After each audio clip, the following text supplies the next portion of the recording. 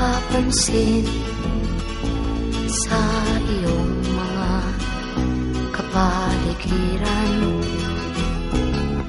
Kay dumi na ng hangin, pati na ang mga ilog natin. Hindi nga masama ang pag-unlad at malayo-layo na rin ang ating narating. Ngunit masdan mo ang tubig sa dagat, dati kulay asul, ngayon'y naging itim. Ang mga duming ating ikinalat sa hangin, sa langit, huwag na nating paabutin.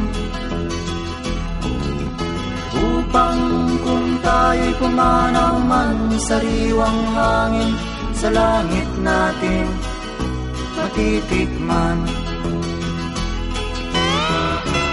Mayroon lang akong hinihiling, sa aking pagpanaw sana ay tag-ulan. Gitara ko ay aking dadalhin, upang sa ulap na lang tayo magkantahan.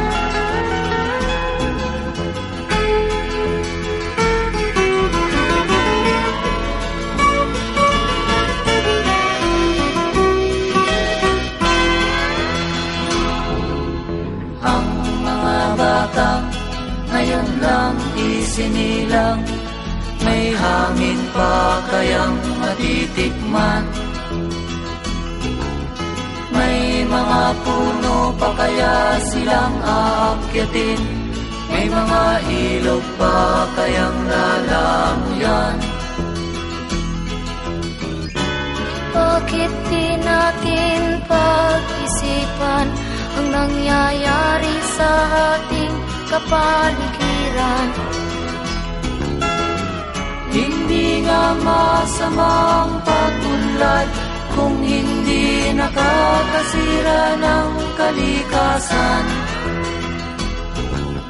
Darating ang panahon, mga ibong dala ay wala nang madadapuan.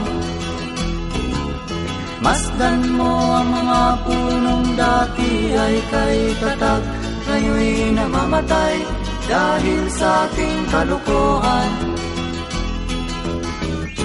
Lahat ng bagay na narito sa lupa, biyayang galing sa Diyos kahit nung ika'y wala pa.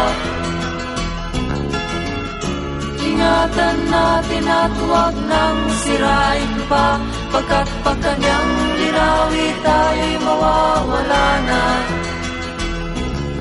Mayroon lang akong hinihiling, sa aking pagpanaw sana ay tag-ulan.